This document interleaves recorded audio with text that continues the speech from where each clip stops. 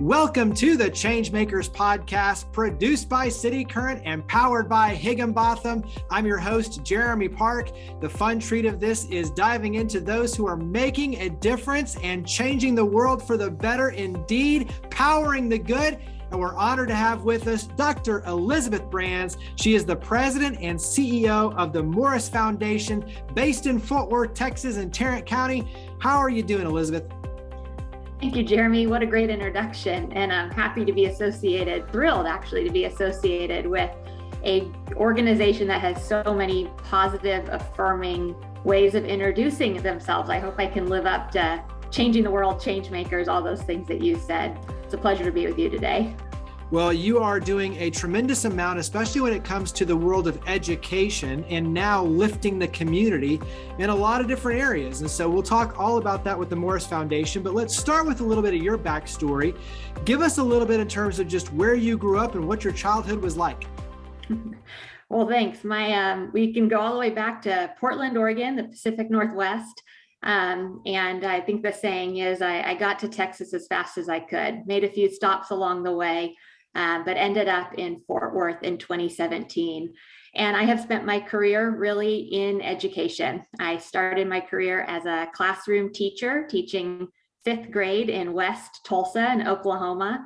And I have lots of stories about that experience, getting off a plane, having grown up in the Pacific Northwest in the city of Tulsa. But really, that experience was quite formative. While I wanted to graduate from college and change the world by writing speeches for politicians, that's what I left college wanting to do. It was really my classroom experience and my 2 years of an education service program that really showed me that education is where I wanted to devote my career.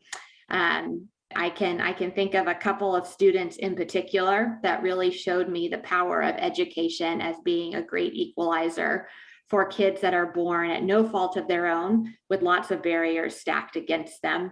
And that experience set me on a pursuit to make sure that I was creating more stories like those fifth graders in my classroom who, were able to overcome the barriers that life presented them and to go on and lead very prosperous lives.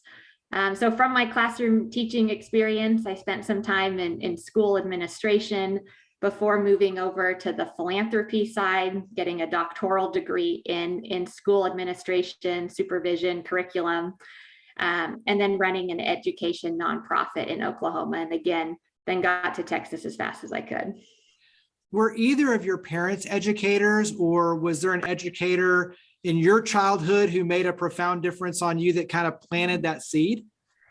Yeah, I guess I'd have to go all the way back to my grandma, Mary. She was a teacher in Portland Public Schools for many, many years. And she certainly brought home into our family stories about the classroom, the students that she taught, and always had a huge place in her heart for kids and education. But, I really do have to give a lot of credit to those fifth graders in Tulsa, Oklahoma. They will never know, or maybe now with this podcast, they will know the impact that they had on me, the transformative impact that they had on me. And really, again, kind of in their 10, 11-year-old bodies showed me that this is where I wanted to devote my career. I believe that as leaders in the communities that we serve in, we have a responsibility to do all that we can to reduce or eliminate barriers that kids, adults, at no fault of their own, have been stacked against them.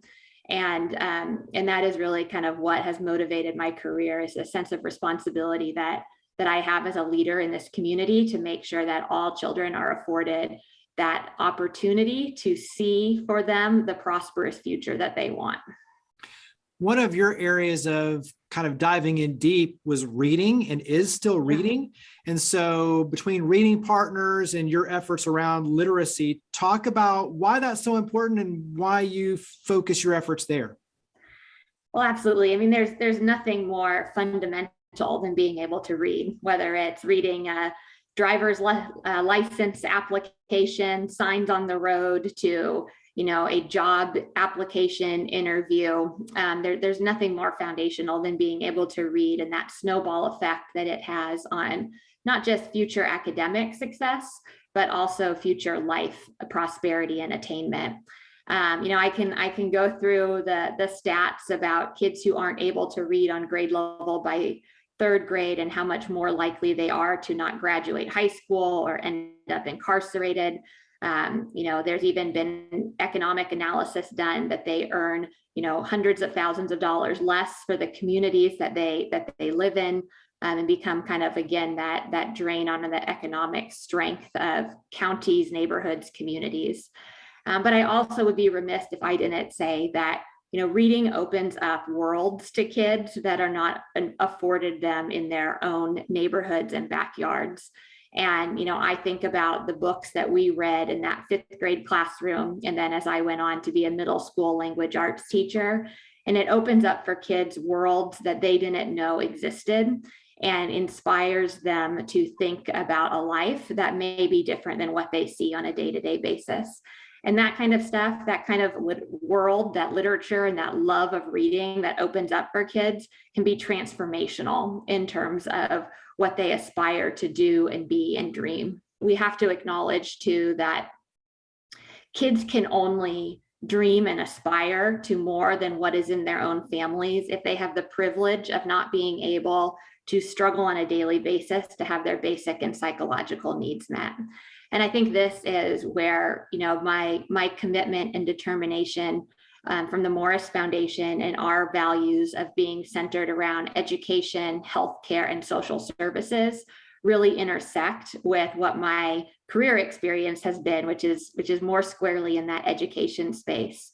When I was a 5th grade teacher, I will never forget this young boy who came into the school one day, and he took a desk and he flipped it upside down.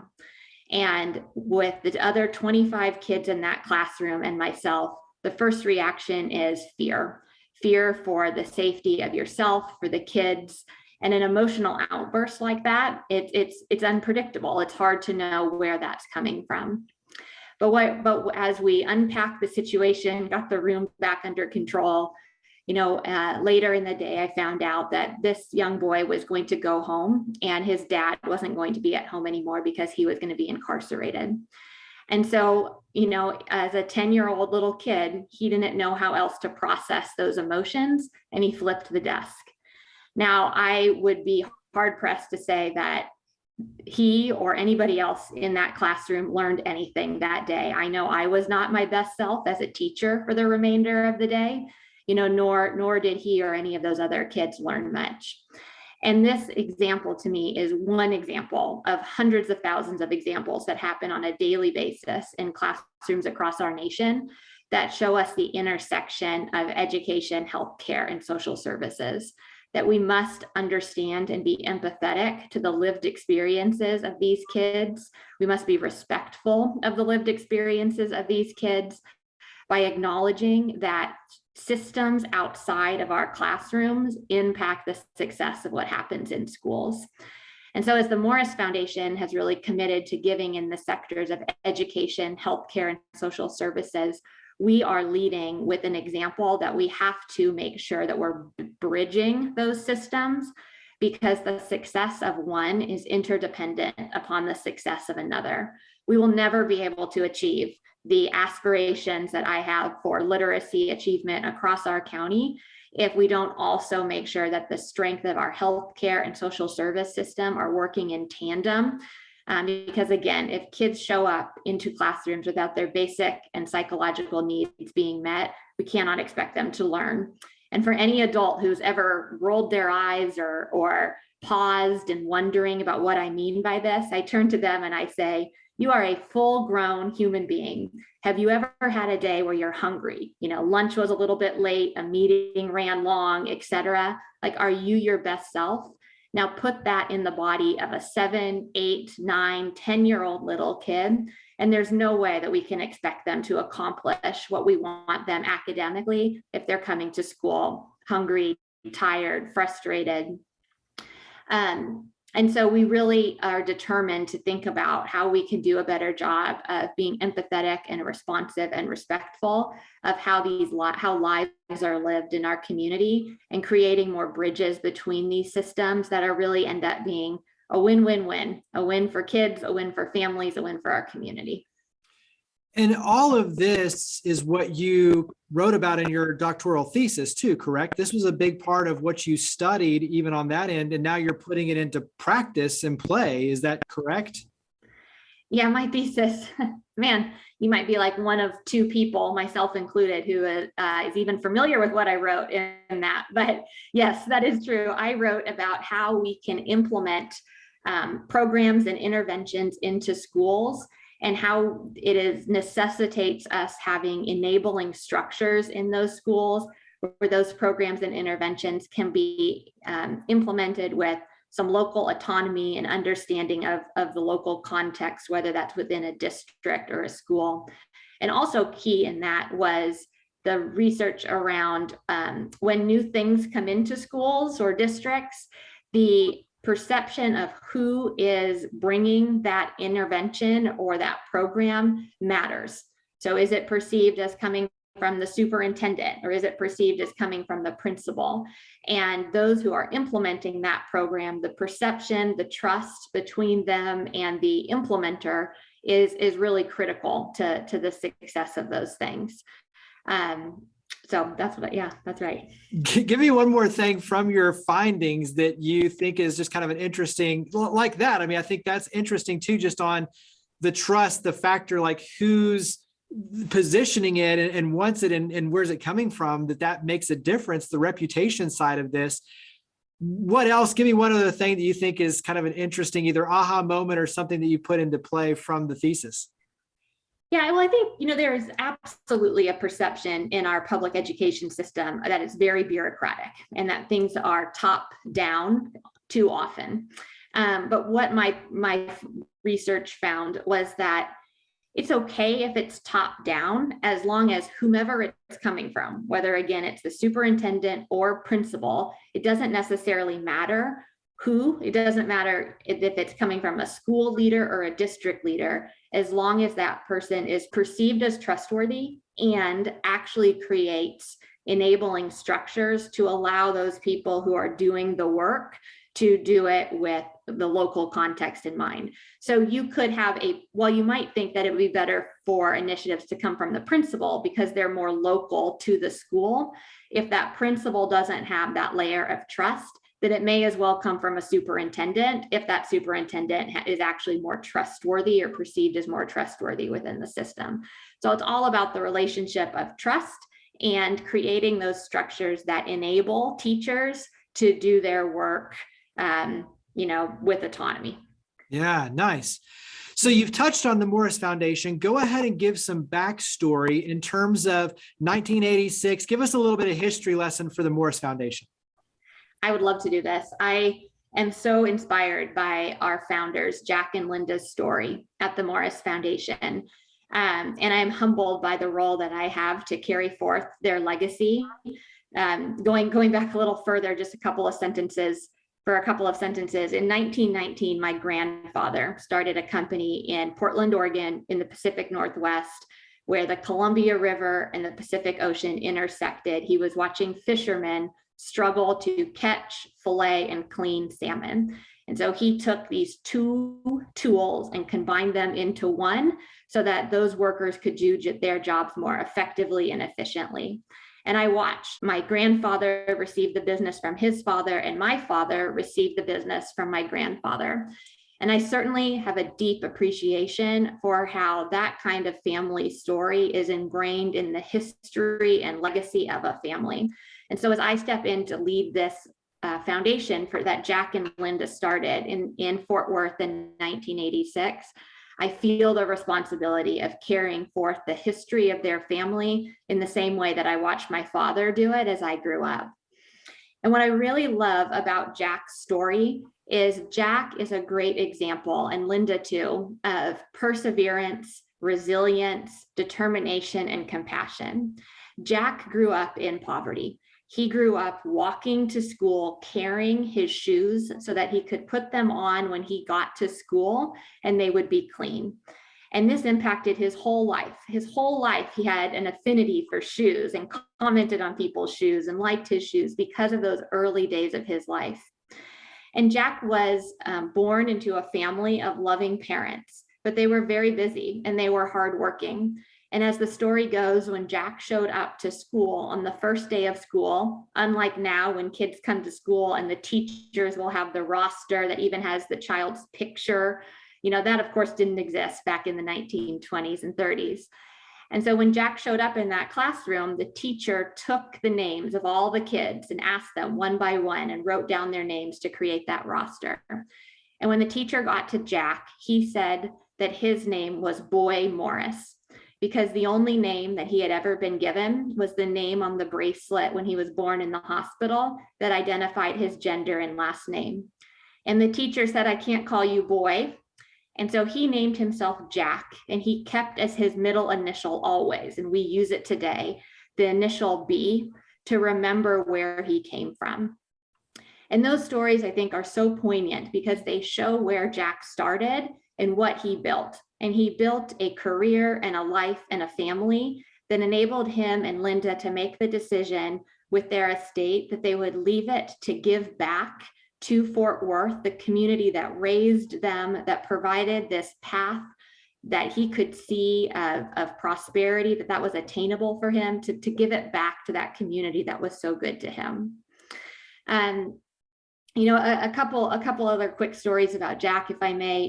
He, while you might think, while it may be easy to think that the people make their money or become wealthy in Texas because of oil and gas and maybe ranching back in the day when that was more profitable than it is today. Jack's story was not one of making money through oil and gas. He, again, through perseverance and determination, had a number of businesses. They succeeded, some of them failed, and he got back up again and restarted. And what he was most known for, and then ended up selling, which became kind of a big piece of the estate and the foundation, was the company that he had developed about over 90 patents to make carpet padding. So he had developed the technology that moved the carpet padding industry from the previous jute technology to more what we know of it today. And every time when I drive on the freeway and I see trucks with carpet pad in the back, it always seems like they stick out over the back of the truck. So I usually change lanes just in case it's going to fall out the back of the truck. But I remember Jack. And it's such a powerful example to me that something that we might not think of as being able to build a career off of, we stand on it every day. It almost becomes ubiquitous with life and living and et cetera, that this is what he made his life around and built his family around and built his companies around. And I think it's such a powerful example to say there's lots of ways, there's lots of roads to prosperity, and this is how Jack made it. And so, we are humbled by those stories of where Jack came from, what drove and motivated him, and try to live out those core values in the things that we do all across the foundation today. You've also alluded to the three areas that you focus on: education, healthcare, social services. Mm-hmm. Talk about the mission and the driving force behind the foundation. So, our vision going forward is to do more to bridge those systems. Again, this is a response to empathy for the lived experiences of those that Jack and Linda wanted to come alongside when they set up the foundation, and being respectful and responsive to that. It's also driven by, again, as all things are at the Morris Foundation, by the stories of our founders. And Jack's daughter, Michelle, will tell this story better than I will, but I'll try to do it justice. She was an only child at the time, living in Fort Worth with her parents. And her dad, Jack, came home one day with another family. And he said, "This family is going to live with us." It was, parents, a couple of kids, like boy kids in particular. And Michelle tells this story about how the boys came into the house. They were destroying her dolls. She was an only child. She's like, "What is going on? I like being an only child." And Jack, over time, he gave that family shelter. He gave them food. The kids went to school, and Jack gave that father a job driving trucks for his company. And under the roof of Jack's house, in his own home with his daughter and wife, he gave that family the same three things that the Morris Foundation funds today: education, healthcare, and social services. And he did that on the scale of one family under his own roof. And we aspire to do that now with the foundation that he set up for hundreds of thousands of families across our county. So when Jack did that in his home, he didn't yet know that he would leave behind the Morris Foundation. But that story is really inspiring to us, to say it was always core to who Jack was, to bridge these systems. It was natural to him to bring this family into his home and to give them education, healthcare, and social services. And so we want to continue to do that. And we think Jack would be very, very proud to think that his foundation that he set up could do for hundreds of thousands of families what he did for that one family under his roof. And it's important, as you mentioned at the onset too, that you are taking a holistic approach to breaking down these barriers, supporting the whole system, and doing it within especially the schools and for the youth and the families. And so when you talk about your education as a teacher and your focus in your career as a teacher and how that kind of parlays over, all of those things that we talked about at the onset of supporting youth holistically carries forward into everything you're doing with the Morris Foundation. Last year, you supported over 100 different nonprofits and 100 different organizations. And so when you look at kind of the broad approach, but also the very specific of, is it creating impact? Is there an ROI? Are we breaking down those barriers and creating a holistic approach? Talk about kind of the give and pull of being strategic, and yet also too, looking at the broad range of how do we make a difference? Oh yeah. Well, I am not so naive to think that what we are, our vision isn't a big audacious goal, but it is. It is just that. It is a big audacious goal. These systems that we're talking about, education, healthcare, social services, any one system on its own is a mammoth of a system. And we get that. We understand that. We're not naive to that. So we are eyes wide open in terms of the ambitious, big audacious goal that we are setting for ourselves. But that's okay. You have to, dream big, aspire big, if we're going to see kind of the change that we want to see happen. And we balance that constantly with then, what are the smaller bites of the apple that we can take today that have immediate impact.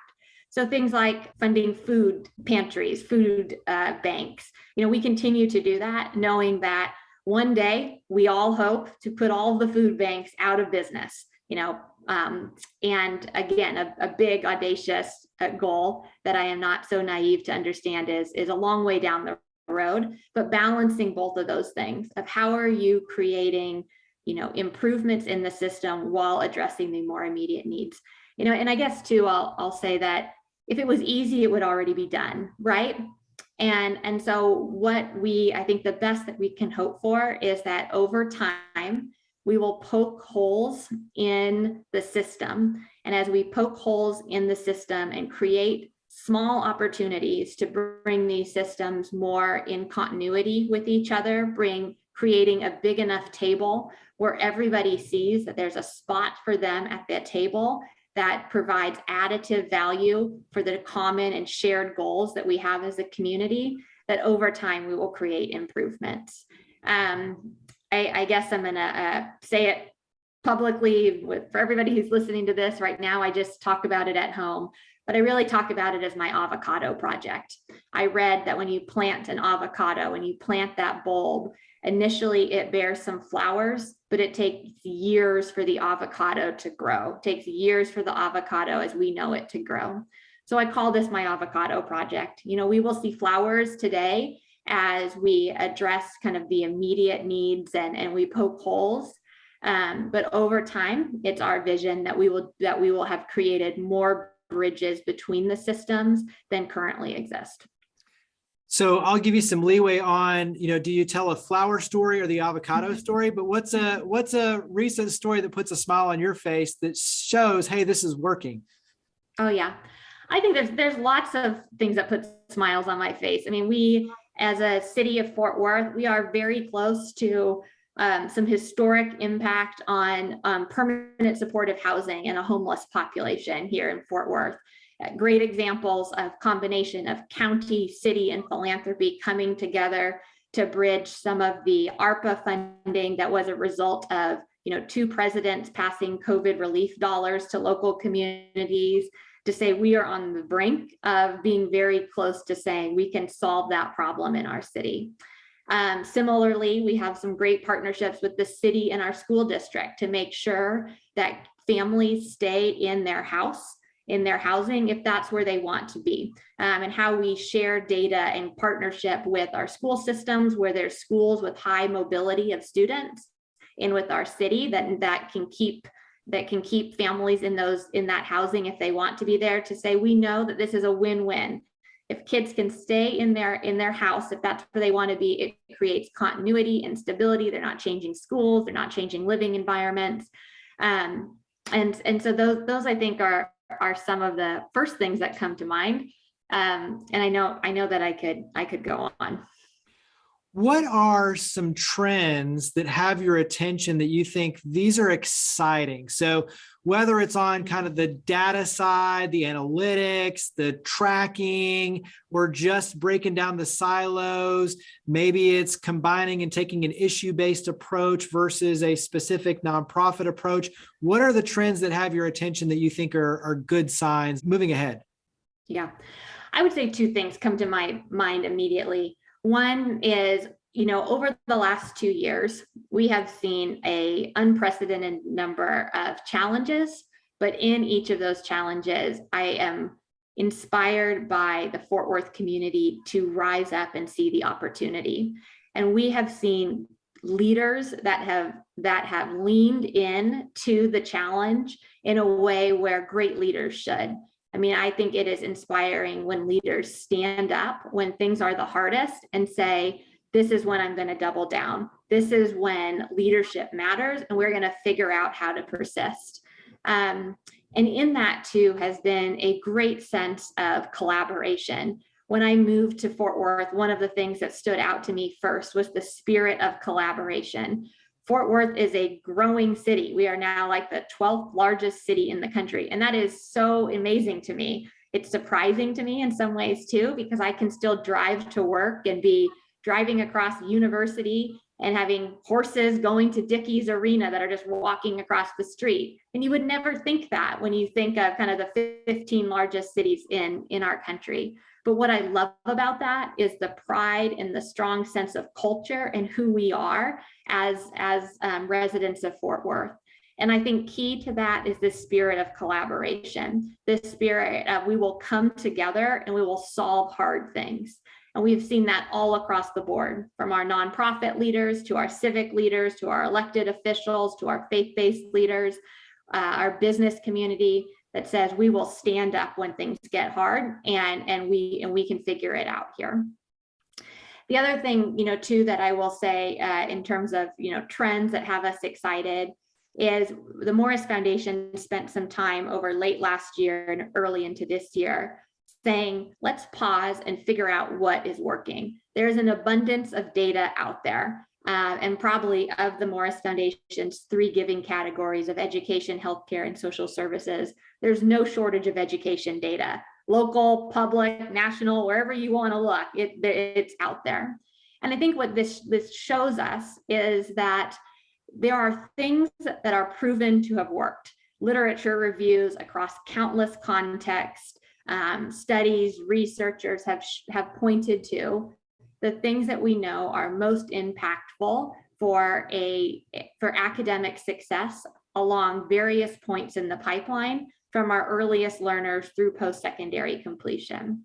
Now, what we need to do is implement those things with fidelity to get that same kind of impact and outcome. And so we're inspired by that. We're inspired by the fact that we know what needs to happen, and now it's a matter of making sure that we are implementing, we're evaluating how we're doing, we have a culture of continuous improvement. It's okay to meet challenges. And when we meet those challenges, setting a culture, we're going to figure it out, problem solve, and move forward.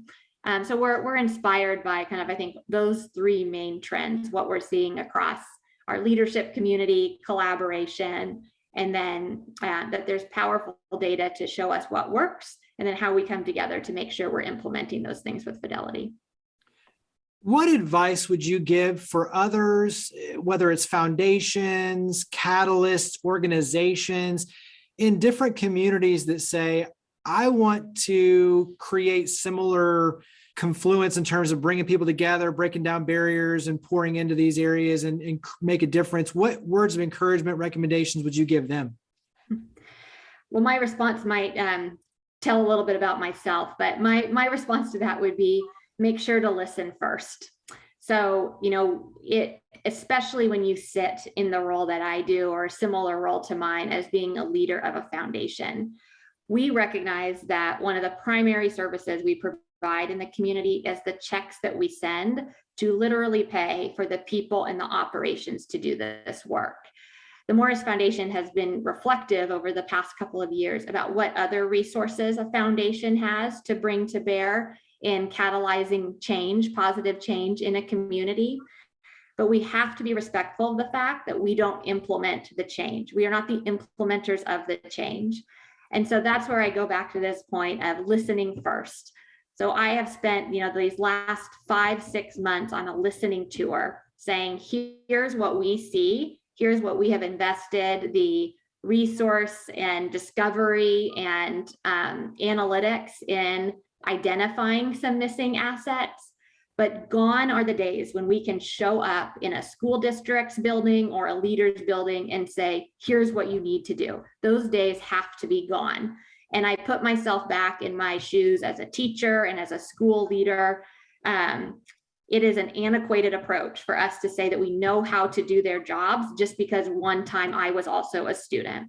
And so when we go on this listening tour, we show up and we listen to their challenges and opportunities, what they see as bright spots on the horizon, and share with them what we're seeing as missing assets in our ecosystem to get their reaction and feedback to say, could this be beneficial to you? How could it be? If so, why? If not, why?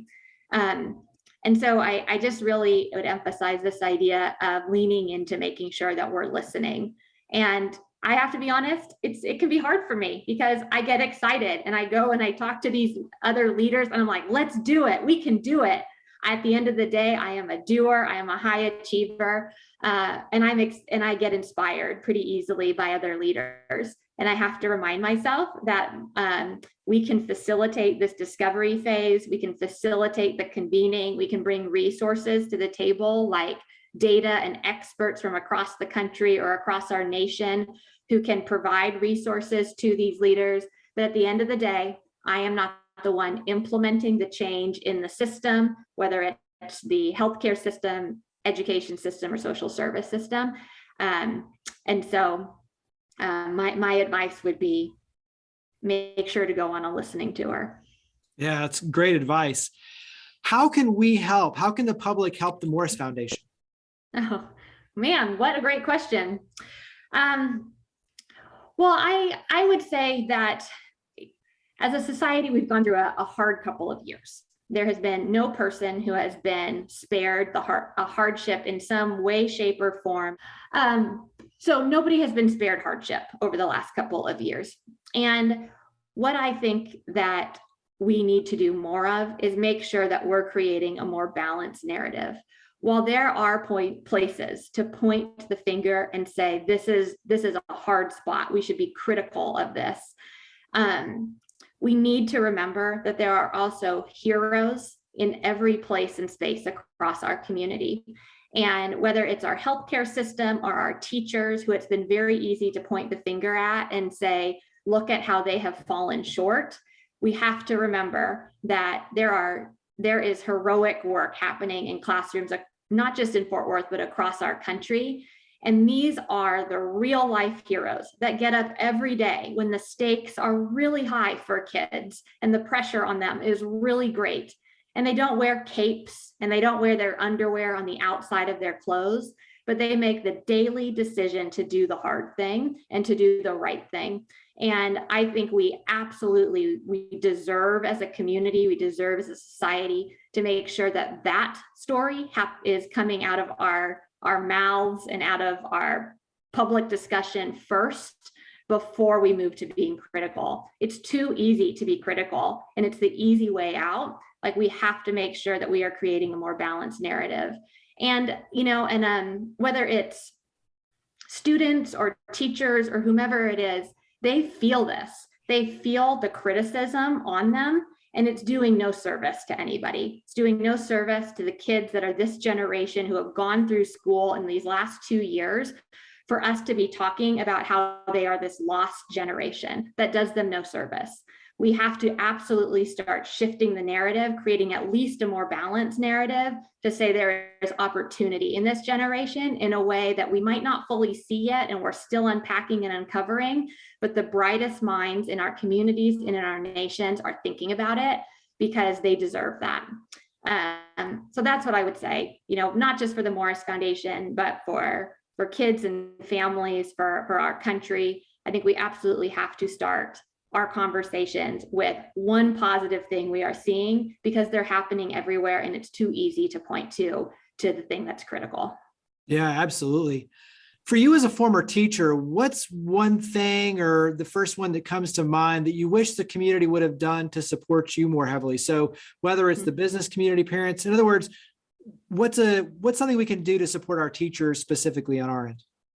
I think it's going to look different based on, who you are. If you are a parent of a student in a school, I would absolutely make sure that, you are thanking your teacher. You're telling your child, your teacher appreciates you and values you and sees the best in you. If it's our business community, I would be thinking about how you're reaching out. Last week was Teacher Appreciation Week. How you're reaching out to a business in your neighborhood and saying, can I bring donuts to all the teachers? Our nation will now move towards, end of year assessments. And that's a high stakes thing on kids and teachers. And we can argue the merits of if it's right or wrong, but the reality is it exists. And reach out to our schools and just say, can I bring donuts for all the teachers this week? Teachers would probably not appreciate schools bringing donuts for students during testing, but maybe that can be the last day of school as the teachers are handing the donut to the child as they go off to summer. But as a teacher, whenever it was donut day for kids, it was like, this is too much sugar in a classroom. So I think things like that, at least as a starting point to build that relationship. And then the second thing I would do is just to ask the teacher, ask the principal, what do you need? How can I help? I would be remiss if I gave a blanket answer to how you could help, every teacher in every school. But I think, showing up with those donuts saying, we are a partner in your neighborhood. What do you need from the business community? May be a great place to start. Yeah, great advice. What's a bit of advice that somebody gave you, a business leader, a mentor? What's something, either a quote or advice that they gave you that you found helpful? A couple of years ago, when I was leading a nonprofit, I had this picture in my office, and the picture was a real picture taken, a photo taken, and it was an adult and a child, and their backs were to you in the picture. So you was like you were standing behind them. And why that picture really resonated with me is because while absolutely there are times when leaders need to stand up and lead, and they're going to be the ones in the front of the room, I think so often leadership is standing behind others and helping them be more awesome than they even know they're capable of. And that's the kind of leader that I want to be, because you can create more impact, more power when you think about all the people that you intersect with and connect with, and how you can help them be more awesome than they even thought they could be, and stand behind them and lifting them up. I think that's true leadership, is how you do that. Yeah, that's awesome. So we're going to switch over and do a lightning round. So it's short questions and short answers. Okay. What do you like to do to relax? I love to be outside. The mountains are my favorite. Nice. What's a recent TV show or movie you've watched? Ooh, I just watched the documentary about how they got those children out of the cave, the young soccer team out of the cave. And I think that is true bravery and heroism. What's a recent book that you've read? Ooh. I love any books about stories of unlikely friends. So I really like the Frederick Bachman series. People who become friends who you wouldn't expect to be, and the power of that relationship. Where do you like to go to vacation? So outside of the Fort Worth area, where's a favorite vacation spot? Cannon Beach, Oregon, but don't tell anyone because I don't want it to become too popular. When you have friends come to visit in Fort Worth, where do you like to take them? I'm kind of into the zoo and the museum area district these days. Do you have any favorite restaurants or favorite spots to eat? Anywhere along the Trinity River Trail where you can sit outside, see the river, watch people on the trail. So whether that's, anywhere there. What is a family tradition that you enjoy? On Christmas morning, we walk to my grandma's house for coffee and sweet rolls. So she lives close enough in our neighborhood that we are able to walk there. And over the years, sometimes it's walking. There was years where it was riding new bikes or rollerblading on new rollerblades that we would get on Christmas morning. But it was always the family pilgrimage across the neighborhood to grandma's house for cinnamon rolls and coffee. Yeah, I like that. That's good. Are you a stay up late and get things done or wake up early and get things done type of person? Definitely wake up early. I've never been a night owl. Don't talk to me after 10 p.m. That's What is a favorite, and you don't have to get this exactly right, but a favorite quote or something that inspires you? Oh yeah, I like the quote of leadership is about standing up in moments of conflict and controversy and challenge. Nice. What is one thing that you wish everyone knew about you?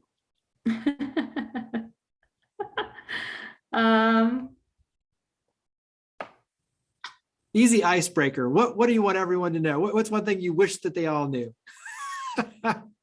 One time I went bungee jumping in Costa Rica, and this is probably the first time my mom has even heard that. Nice. All right. That's cool. I like that. Good leap of faith right there. Yeah, literally. Probably a leap of something. Of something for sure. You are creating your legacy every single day, obviously, with what you do, but many, many, many years from now, what do you hope that people say about you and your efforts, not just with the Morris Foundation, but for you personally? Oh man, that's a big one, right?